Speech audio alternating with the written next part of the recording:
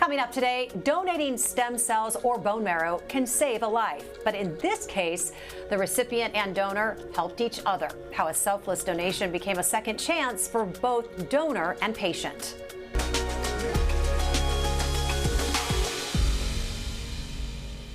Good morning, I'm Jessica Lovell, and welcome to the Morning Medical Update. Anna Oliver describes her life as blessed in the mess.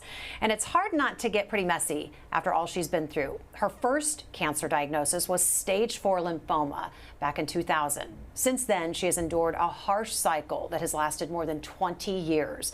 Treatment, remission, recurrence, then more treatment. Until a complete stranger living 1,000 miles away offered her new hope. We are so privileged to be able to share their story with you this morning, and we're going to get to that. But first, we want to get to our morning rounds. When pain pills and injections stop working, spinal cord stimulators can help patients with chronic pain. Doctors here at the health system are not just providing this treatment, they are helping advance the science behind these implants. And this morning we are talking with Dr. Usman Latif, a pain management specialist here at the University of Kansas Health System.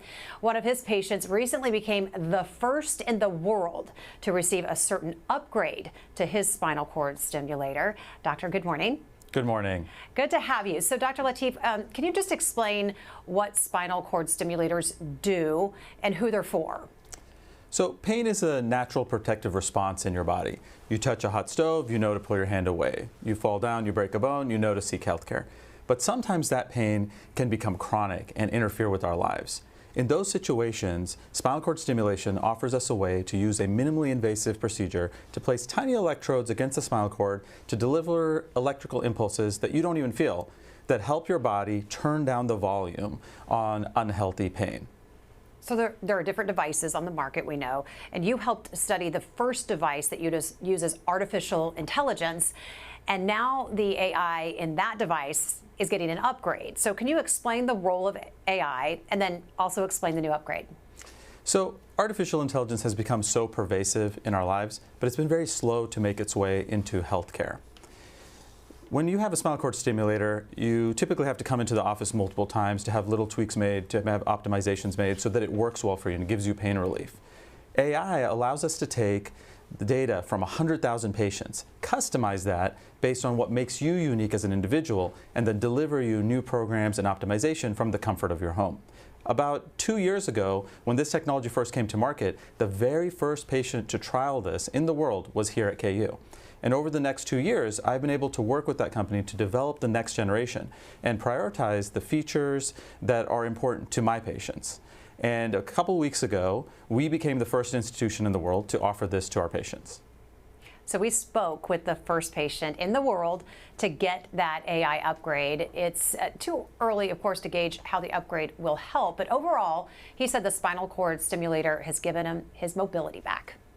I ride a motorcycle. Can do that. I haven't gone on long trips, but I can go a couple hours and it doesn't bother me.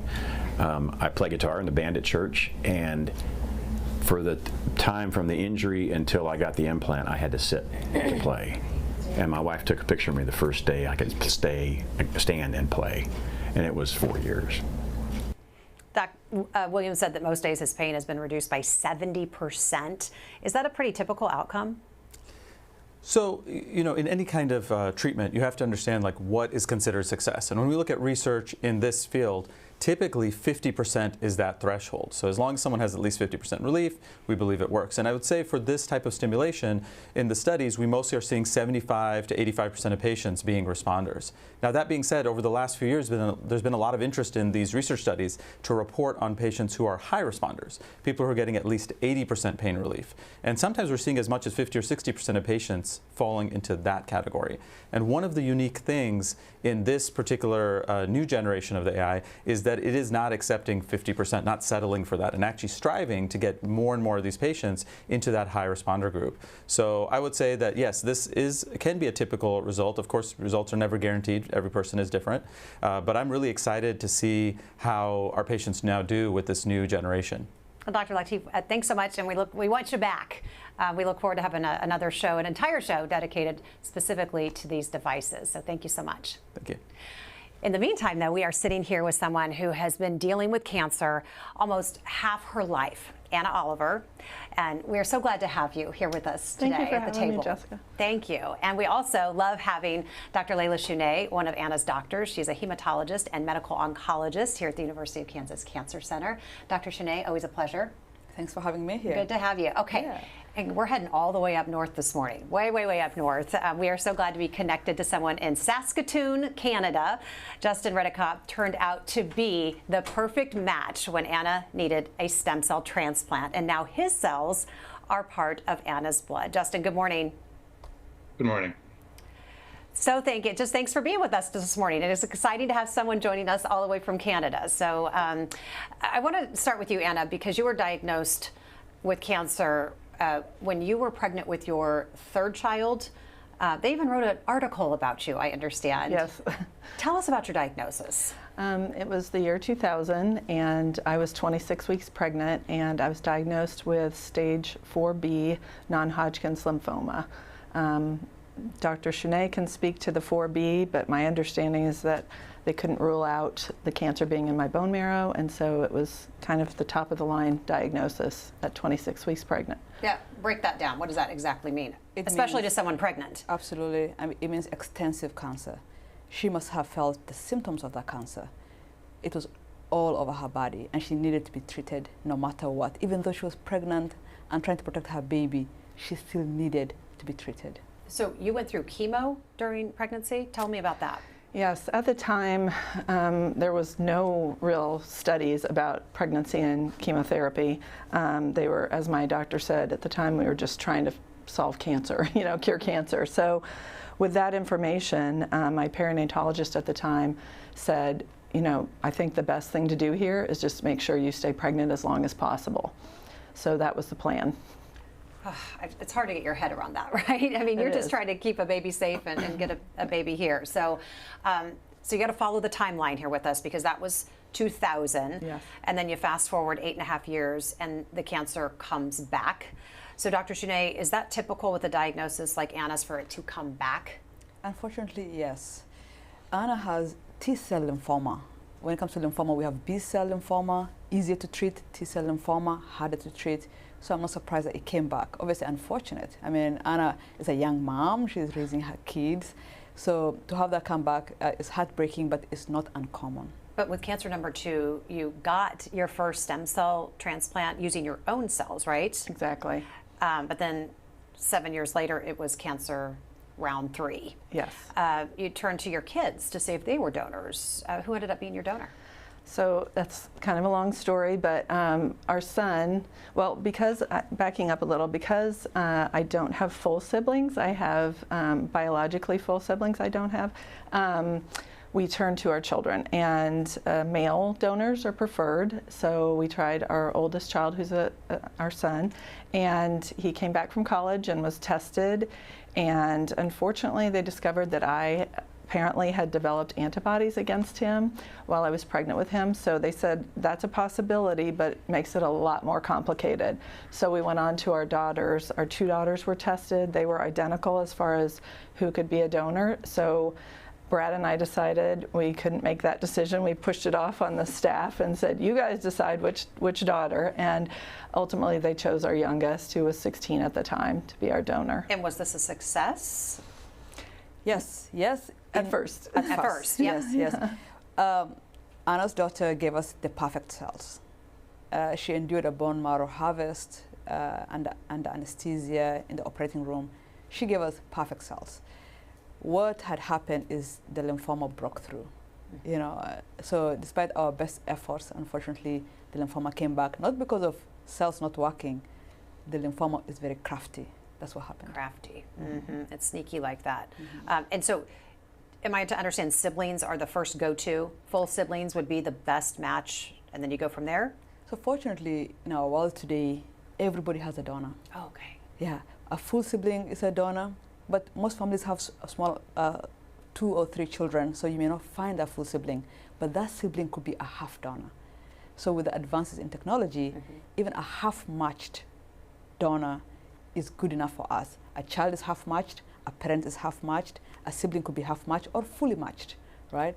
So, and then outside that, there's the unrelated donor volunteer like Justin, 20 million strong, who could be our donor. So you're saying we've come a long way. So we have come a long way. In those 20 years that you've been dealing with this. Absolutely. So you've dealt with cancer, round 3. How are you keeping it all together and being a mom and just doing life?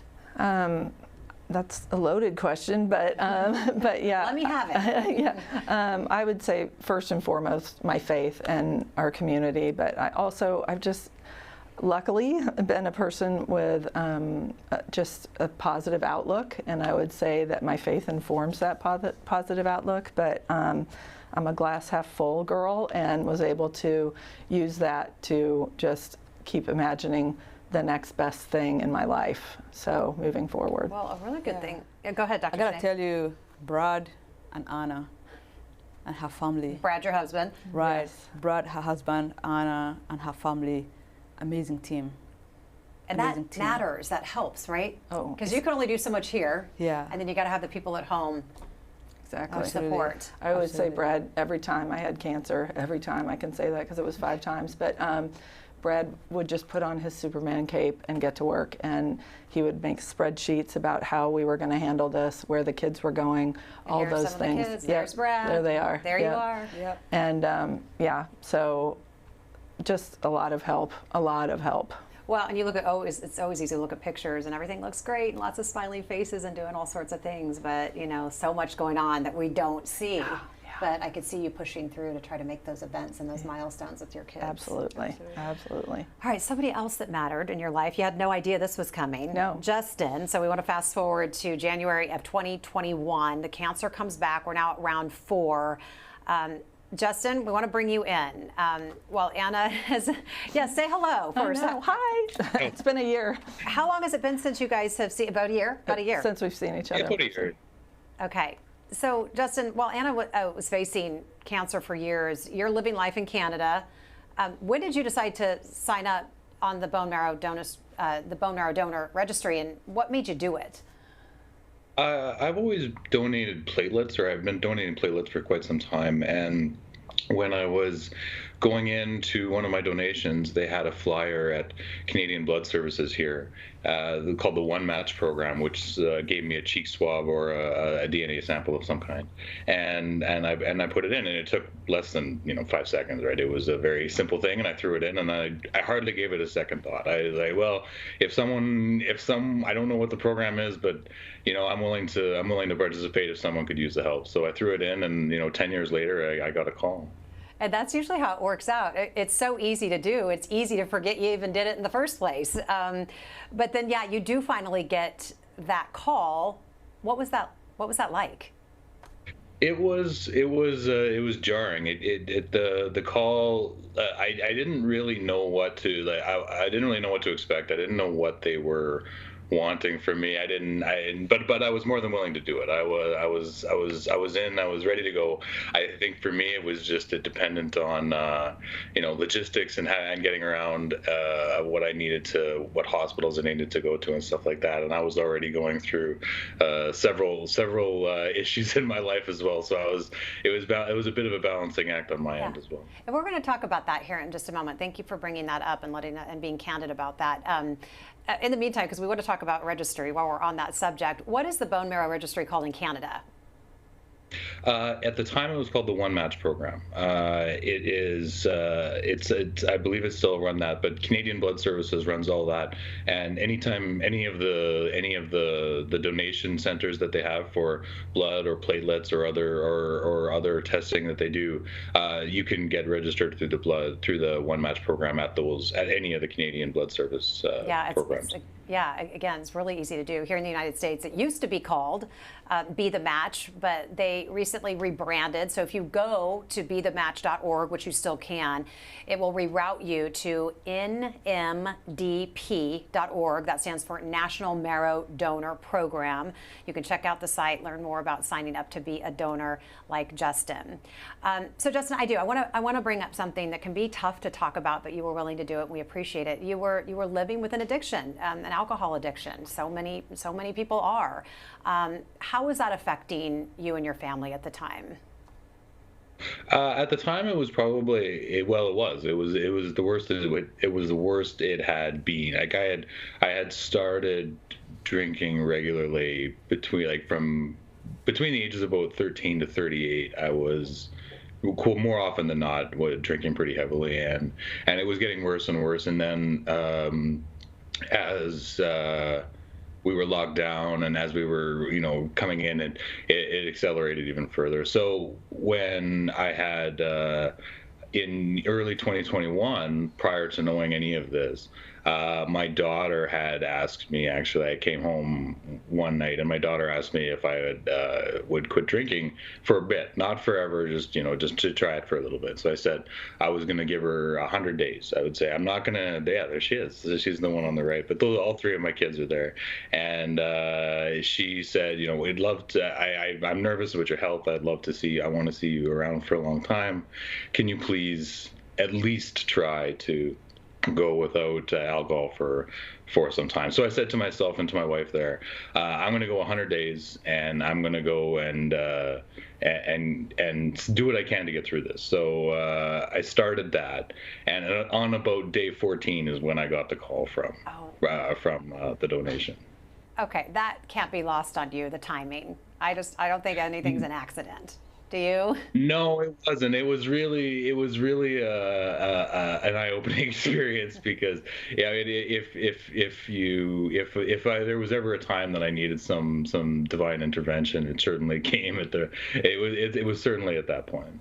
Well, again, thank you for sharing that story. I mean, doing it for your kids, your wife, and now you're getting healthy for a complete stranger. I want to go to Dr. Shunay. Have you ever heard of a donor needing to make lifestyle changes to help the recipient? Because this is something that he signs up 10 years ago. Lots can happen in 10 years. Addictions can come into our life, pandemics can hit, and now he gets the call. So what's a guy to do? Goosebumps. Right? Right. Goosebumps. I mean, Justin had already committed to his children that he would change and be around for them, and then he has an opportunity to do something completely altruistic, completely voluntary. Justin, it was a divine sign for you. It's like, we need you, Justin, we need you. More people than you can imagine need you here. You have to fight through and come through for us. So thank you so much. I haven't heard of any other donors making life-changing decisions, but for Justin, it was the perfect time and the perfect decision for his children, for Anna, for everybody. If we talk about the donors on our program, you are the heroes. It never gets old hearing your story. We do not take these lightly. It's the trajectory that you send somebody's life on, like yours, Anna. It's remarkable. So thank you again. But there was work to be done. You had to travel to make your donation, right? Yes. Tell us about that process, living in Canada and having to make all this happen. Sure. So to be perfectly honest, I had no idea. I always say I had no idea who the person was, the recipient was. I was just told that a person was in need, and I automatically assumed it was someone from Canada. So I had to fly to Calgary, which isn't very far from Saskatoon, and they did physical there, and they gave me the rundown of all the things that need to happen and all of the things that were going to happen. But they were very clear that this was no different of a medical intervention than had I had given platelets. It would just be a longer process, but not necessarily a more invasive, a more harmful one. But okay. They did give me this. Go ahead. Sorry. No, please go ahead. I was going to say they gave me this medication to release the stem cells, which were self-injections that I took home with me, and in that lead up to it, he was the one who said, they weren't really sure, and alcohol consumption can affect or this is what I took away from it, that alcohol consumption can affect the usefulness and the effectiveness of the drug, which made me really concerned, because now I really, at that point, as soon as I thought a light went off in my head that this was now a life or death situation. It wasn't now my sobriety needed people's lives depended on it. So right. If I didn't have motivation before, I have motivation now. Right. You had to kick that into high gear. Tell us about the broken refrigerator.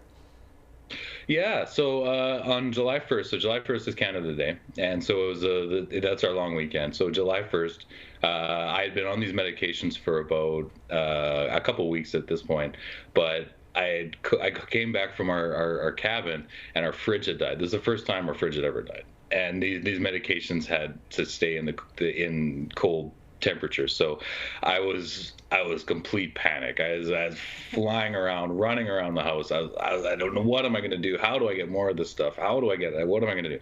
I called down the Cancer Society or the cancer group in Calgary, the numbers that they had given me, and fortunately they contacted me back on the long weekend in Canada, and said, they looked into it. They called back. They checked around with the pharmacists and the oncologists there, and the medicine that they had given me was able to survive without being completely cool for about 36 to 48 hours. So it was fine. It worked out just fine. But for about 12 hours there, while I was waiting for the Calgary folks to figure out what they were doing, I was in complete panic. I had thought I had blown this whole thing. Oh, I love it though. I'm picturing you like you've got the goods in your hand, and you're caring for them like your little babies, like I got to make sure I got to protect the little babies, make sure they get where they're going and those medications. And Dr. Cheney, I kind of want to follow the cells because after all of what's happening up in Canada, they got to get down here to Kansas City. Absolutely. So how quickly then do they get to Anna? Same day, ideally. Same day, because Anna is already ready. She's had chemotherapy. She's waiting for the cells. She knows somebody out there loves her, is thinking about her, wishing good for her. So we're waiting for the cells. So just as soon as we collect your cells, we're waiting here, and they arrive the same day, and we give them to Anna, and we're on to recovery. On to recovery. Yeah. Yeah. Yeah. All right, lots more to cover with Anna, Justin, and Dr. Cheney. If you're watching live, be sure to ask your questions. Use the chat on YouTube or Facebook. You could email the Medical News Network. The information is there on your screen. So Anna, you wrote a beautiful letter to Justin thanking him for the donation. In it, you shared, though, another diagnosis. So you wrote in it, in part, it says, I can't thank you, or I can't tell you, I can't just tell you I'm fine and say thank you. Glossing over the facts, what came next. In late February, I began to have strange pain in my elbow, and eventually a lesion showed up. You went on to say, we really hoped it was nothing, but it was cancer number 5. So after all the treatments and the side effects and stress that you had been going through, how did you process that? You processed it before, but at what point do you go, I'm done doing this? Not well, honestly. I don't know what it was about 5 that just kind of put me over the edge a little bit, but yeah, I really had to sit on that one and think for a long time. But I will say that this wonderful person here, doctors sometimes have good bedside manner and sometimes don't, and I've been told years ago that doesn't necessarily inform their skills. However, this one has both in spades. And just the way, Brad and I were kind of at a loss. We thought, is this it? We asked Dr. Cheney, is this it? Like, is this where we have to start thinking about trials? Are we going to the last ditch effort now? And she just calmly said, no, I think that we don't do that. Let's try some immunotherapy and let's see what it does. And thank God that's what we did. And 2 rounds of immunotherapy, and I'm back in remission and have been for like 30 months now. So you got the big thumbs up from Dr. Cheney. That's all she likes to hear. But I have to ask, does that mean that Justin's transplant failed? Not at all. Okay. Not at all. The tumor is crafty. The lymphoma is crafty. It showed up, we punched it down, and then Justin jumped on top of it. So he just needed time. He needed an opportunity to be able to do his thing. So it showed up, we put it back in remission, and then Justin completely took over. So when you look at Anna's blood, it's 100% Justin. 100%. 100%. 100%. And Justin is keeping the lymphoma away. Well, and you said when you saw Justin this morning on the screen, before we started the program. You said it's just crazy. I walk around, I've got his blood running through my body. When I was in the hospital getting ready to get Justin's cells, since I didn't know who it was, I just called him my new Cella fella, and so that was my nickname for Justin. And so until I got to actually put a name to the cells, so your Cella fella, my new Cella fella, Justin. Yep. So, but despite number 5, the cancer coming back, you and your family, you were able to get on a plane. You didn't have to drive to Canada. You get on a plane, go to Canada? No, we actually drove. Okay. Oh, you did? Okay. We've driven a lot because of COVID, because of me and my immune system suppression. We've been in a car a lot together. And so actually last October, we put the dogs in the car and made sure we had all their papers, and the 4 of us drove to Canada. Yeah, and we all got right, so I want to share the moment we always want to see, which is the moment you guys get to see each other, meet each other. What was this like for you, Anna? It was amazing. We were driving up, but we had kind of been keeping in touch via text, and I said, you know, if we get in town in time, we'll stop in on Friday. If not, we'll see you on Saturday. And it was getting kind of later in the day, but the closer we got, I just thought, I have to see him. I have to see him now. If I'm in Saskatoon, I got to see him now. So we just said, we're coming by. We're coming by. We're coming for you. Yeah. Justin, what was it like putting your arms around her like that? What was that feeling like? It was pretty surreal. Like she had mentioned that she was coming up, and I thought, you know, Kansas City's a long ways away, so I was sort of like, well, this takes a bit of coordination, but it didn't. She said, I'm coming up, and that's the end of it, and I said, okay, well, we'd love to have you up here. Yeah, you're dealing with a woman who's battled 5 rounds of cancer. I don't think you're gonna keep her away anytime soon. It's not going to happen. So tell me about some things you did. Did you take them anywhere? What did you guys do up there, Justin? What was one of your favorite memories? So well, Friday we just spent the night in the house. We got to know each other a little bit, and then on Saturday, there's a few places around Saskatoon that we went to that just showed off a few of the things that we did. Fall in Saskatoon is actually quite nice. There's a lot of trees and there's a lot of foliage around, and the harvest's done. So it's a nice time to be. It's a nice time to be around Saskatoon. And then on Sunday we watched the Chiefs game. So they were we had it all set up in the basement, and us and the kids and everyone was in our jerseys and everything, and we watched the Chiefs game. It was very nice. Okay, so did she push the Chiefs onto you, or were you always a Chiefs fan? She did. She really did. You're not getting out of this. I watched because I've watched football, both CFL and NFL for a long time, but lately I've been watching much more NFL. But I've never had a team. I just was watching up here, you know, in the cheap seats of Canada. I didn't know what have a team to be assigned for. A lot of folks around here are either Packer fans or Viking fans, Northern teams. But then I didn't have a choice. Her and Brad were, you're part of the No. They sent me up a Travis Kelce jersey and all sorts of other Chiefs gear, and then so I got that now. And as soon as I joined, they started winning. So I don't know if it's something I did or I'm sure something. it is. It has nothing But the moment I showed up, they started winning. So it's. I know. Everybody was saying it was Taylor Swift, and now we know who it really is. I might have something to do with it too. I don't know how much. I'll probably say, but it's been a good trip. Yeah. Hey, you donated. So we're giving you the credit. You deserve that. Ask him about the barbecue. What about the barbecue? Yeah, we have some barbecue up here, but it was a once in a lifetime experience. They brought all sorts of Kansas City barbecue up and had it sealed up and in dry ice and everything. And so while we were watching the Chiefs game, they had reheated all this barbecue. We had all these barbecue sauces from across Kansas City. I still have a bunch. I eat them all the time. They're fantastic. I had never had such good barbecue in my life, and to have it while we were watching the Chiefs game was really the highlight of the whole weekend. Yeah, kind of just like the perfect day. And I know you've had a chance to thank Justin many times, but is there anything you want to say to him here this morning? Yeah, hopefully, Justin, you know how thankful I am. I've said it in texts and emails and in person, but you know, it sounds cliche to say there aren't words to really describe this or thank you enough, but there really aren't.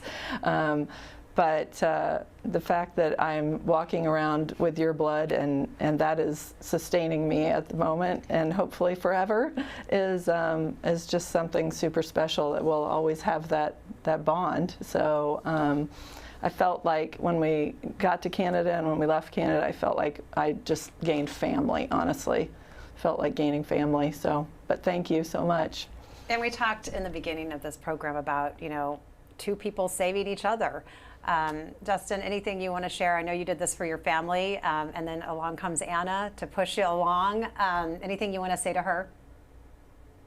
Yeah, it's been so nice to have someone at a great distance who it's so funny that we are so genetically identical that we are able to do this and everything. But like when you came up and visited, the only thing me and my wife have ever described it to anyone who's asked is how was it? Is like it was as if family was visiting. It was immediately comfortable. There was no hesitation. There was nothing. It felt like we had known each other for decades already. So we've talked about this a lot, and I'm happy I did it, and I would do it again. And if you need anything else from me, if you need more blood or anything, I've got lots, so you can take what you need. He's got the blood, you got the barbecue. That's right. I think we're in business. I love this. I want to get to some questions and some comments from our viewers this morning. Gene, thanks for writing in. He says, what a great story. Jeremy says, I'm still stuck on the concept of dealing with cancer 5 times. Holy cow. Just wanted to praise your fortitude and perseverance. Great job powering through, and so glad that you're doing well now. Thank you. Jill wants to know, Justin, you mentioned it. Jill wants to know, can Justin donate again? Dr. Shunay, can you answer what if somebody does it once, can they do it again? Maximum 2 times. 2 times. Okay. Yeah. So, all right, sounds good. Jake is asking if Justin would have started drinking again, could he have been qualified to be a donor? I mean, how important was it that Justin stayed on track? Very important, because alcohol affects the stem cell production. You know, the fact that Justin sacrificed and chose to stay sober really saved Anna's life. So I'm really glad, Justin, you did this the right way. Yeah. Goosebumps, you said. Goosebumps. Lots of goosebumps. Okay, Becca asks, what are the most common reasons why a transplant wouldn't work? And is there any way to predict success? It's a very good question. The problem is not the transplant. The problem is the cancer that is crafty, that tries to come through. And we have ways to prevent that. And if it happens, we don't panic. We just go on to the next thing. And that's what we did with Anna. There's nothing to worry about. It happens, we move on to the next best thing. So donors, you know, you guys give us the best cells in the world. You do. You know, that's not the question. It's the cancer is crafty. Yeah. Ruth Ellen, thanks for watching this morning. Great story, amazing to both of you. Stu says he knows different patients have different transplant recovery times. How long did Anna need to stay isolated after each of the 3 transplants? So there's an initial 100 days of really being locked down, and then there's an ancillary time afterwards where you have to just still be really careful. Obviously, COVID complicated everything, and so I just felt like years, it was years really, that I just was really careful, and I'm still careful to this day. Dr. Shunay, what's the big takeaway from this story? I've been watching you just smiling across the table, just letting this kind of unfold. What do you want people to take away from this story? This is a story of love, you know, and helping each other. Anna has cancer, she's a young mom, she's fighting to be here for her kids. Justin is fighting to be here for his kids. And we're connected with this intense love for family to save each other. It's a beautiful story. Justin, again, thank you for being here with us from Canada this morning. And your gift, thank you for the gift you gave Anna. What do you want the big takeaway to be from this story? Yeah, actually, I have a message a little bit for people who would be considered who would consider joining something like this. I can't speak to anyone's experience in the United States or anyone outside of Saskatoon, but I never found anything but love and support from the staff that did it.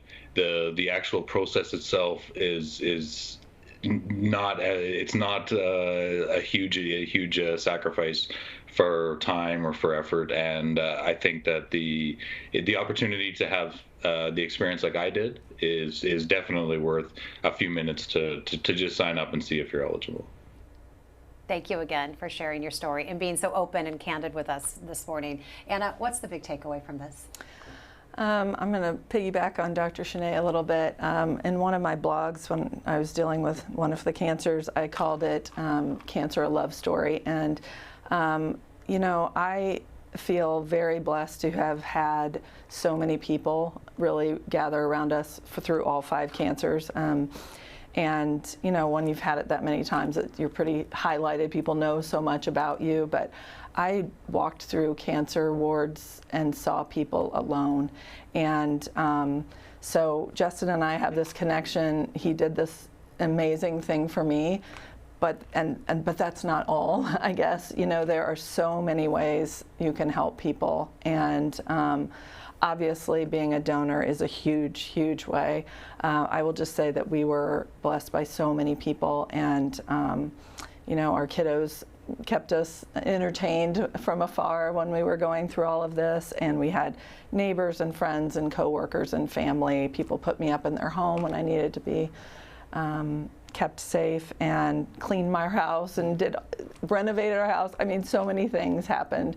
And so I would just say, you know, takeaway is look for people that need you and help them. And Brad and I try and do that now. We try and pay it forward as much as we can. So I would just say be there for others. Thank you for being here. Thank you. Be well. Thank you. Thank you. Thank you. Thanks to all of our guests you. today. Thanks to our viewers for being with us. Have a great weekend. Thank you. Coming up Monday on the Morning Medical Update. No scalpel, no radiation. Doctors can now use the power of sound to treat prostate cancer. I'm Jessica Lovell on the next Morning Medical Update. High-intensity focused ultrasound. Meet a cancer survivor who avoided serious side effects thanks to a newly approved precision treatment. Monday at 8. Subscribe to our Morning Medical Update and Open Mics with Dr. Stites podcast. Now everywhere podcasts are available.